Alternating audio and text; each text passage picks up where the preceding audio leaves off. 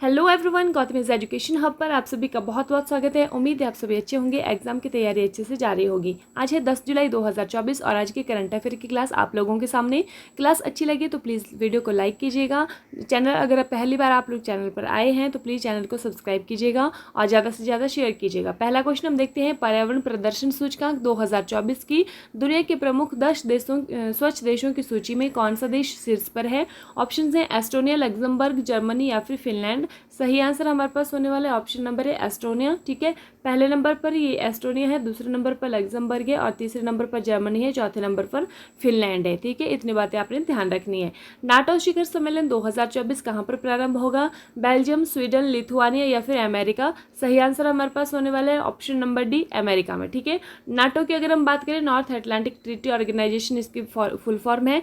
इसका जो मुख्यालय है, हेडक्वार्टर है, वो कहाँ पर है, ब्रुसेल्स, बेल्जियम के अंदर है। ठीक है, इसकी जो स्थापना है वो 1949 में हुई थी और अभी इसके जो वर्तमान में अध्यक्ष बने हैं हाल ही में वो मार्क रूटे बने हैं। ठीक है, और मार्क रूटे जो है वो कहाँ के प्रधानमंत्री थे, वो नीदरलैंड के प्रधानमंत्री थे। इतनी बातें आपने नाटो के बारे में याद रखनी है। ठीक है, नेक्स्ट है, हाल ही में IWHO की एक रिपोर्ट के अनुसार दुनिया का सबसे प्रदूषित देश कौन सा है।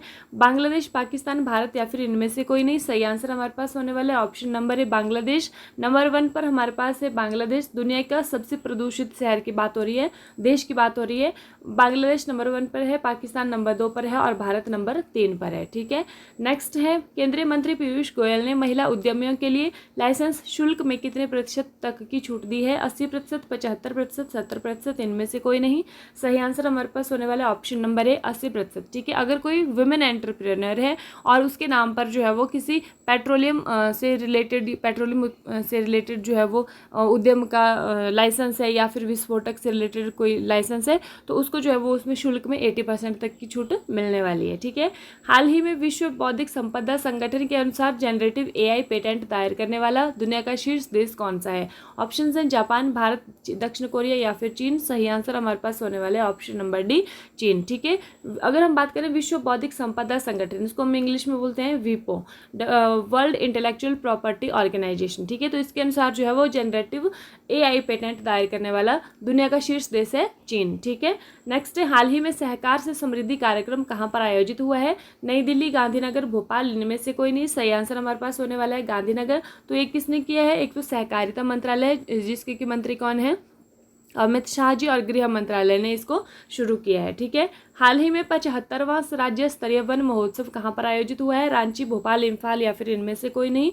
सही आंसर हमारे पास होने वाला है ऑप्शन नंबर सी, इम्फाल। तो इम्फाल जो है वो किसकी राजधानी है, ये मणिपुर की राजधानी है। तो यहाँ पर कौन सा 75वें नंबर का राज्य स्तरीय वन महोत्सव आयोजित हुआ है। हाल ही में किस देश ने 2033 तक कक्षीय स्टेशन के लिए मंजूरी दी है। चीन, रूस, जापान या फिर भारत। सही आंसर हमारे पास होने वाला है ऑप्शन नंबर बी, रूस। ठीक है, अभी तक जो है वो स्पेस में जो रूम है रूस किसका, अमेरिका के साथ साझा करता था, तो अब रूस ने बोला कि हम अपना जो है वो वहाँ पर रूम बनाएंगे। ठीक है, कक्षीय स्टेशन स्थापित करेंगे।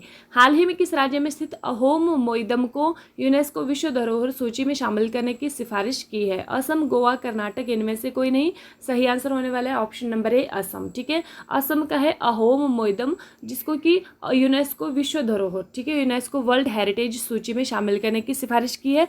और इस बार भारत से ये सिर्फ एक ही स्थान है जिसको कि सिफारिश की गई है। ठीक है, अहोम मोइदम क्या है, यहाँ पर जो वहाँ पर जो शाही राजघराने होते थे तो उनका जो रुकने के लिए, जिसको हम रेस्ट हाउस टाइप बोल सकते हैं, तो वो जो अहोम मोइदम के नाम से इनको जाना जाता है। ठीक है, असम को पहले अहोम साम्राज्य के नाम से जाना जाता था, ये भी आपने ध्यान रखना है। अपनी सेना को जाने विषय पर 3 दिवसीय कार्यक्रम कहाँ पर शुरू हुआ है। सिक्किम, लेह, नई दिल्ली या फिर मुंबई। सही आंसर हमारे पास होने वाला है ऑप्शन नंबर बी, लेह के अंदर ये स्टार्ट हुआ है। कौन सा विषय, अपनी सेना को जाने। ठीक है, अभी कल की क्लास का रिवीजन, हाल ही में विश्व की स्वाहिली भाषा दिवस कब मनाया गया, तो ये मनाया गया है 6 जुलाई को। नेक्स्ट 7 जुलाई को। हाल ही में सनथ जयसूर्या किस देश की क्रिकेट टीम के कोच बने हैं, तो ये बने हैं श्रीलंका के।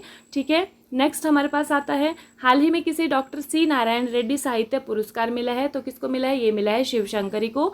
नेक्स्ट है, हाल ही में टाटा पावर ने किस राज्य में घर घर सोलर पहल शुरू की है, तो ये की है उत्तर प्रदेश में। हाल ही में किस देश ने 16 कीटों के मानव उपभोग को मंजूरी दी है? तो किसने दी है? ये दी है सिंगापुर ने कि 16 तरह के जो कीट हैं उनको आप खा सकते हैं मनुष्य, ठीक है। हाल ही में किसने AI संचालित स्वास्थ्य बीमा योजना एलिवेट लॉन्च किया है? तो ये किसने किया है? ये किया है स्टार हेल्थ ने, सॉरी ICICI लोम्बार्ड ने। हाल ही में राष्ट्रपति द्रौपदी मुर्मू ने किस राज्य में उदयगिरी गुफाओं का दौरा किया है? तो ये कहाँ पर? ओडिशा। नेक्स्ट है, हाल ही में होम्योपैथी में उत्कृष्ट कार्य के लिए उत्कृष्टता पुरस्कार किसे मिला है? तो किसको मिला है? ये मिला है डॉक्टर अर्पित चोपड़ा को। हाल ही में कौन सी राज्य सरकार नेपाल सीमा पर मित्रवन स्थापित करेगी? तो ये कहाँ पर करने वाली है? ये करने वाली है उत्तर प्रदेश में, ठीक है। नेक्स्ट आता है हमारे पास, हाल ही में FATF की अध्यक्षता किसने संभाली है? तो ये एलिसा दे एंड्रा माद्राजो ने संभाली है, ठीक है। इसी के साथ आज की क्लास समाप्त होती है। व्हाट्सएप ग्रुप का लिंक आप लोगों को ज्वाइन अगर होना है वहाँ पर PDF के लिए, तो आप लोग ज्वाइन हो सकते हैं, ठीक है। इसी के साथ thank you and have a nice day. खुश रहिए, अपना ख्याल रखिए और अपनी तैयारी को मजबूत रखिए।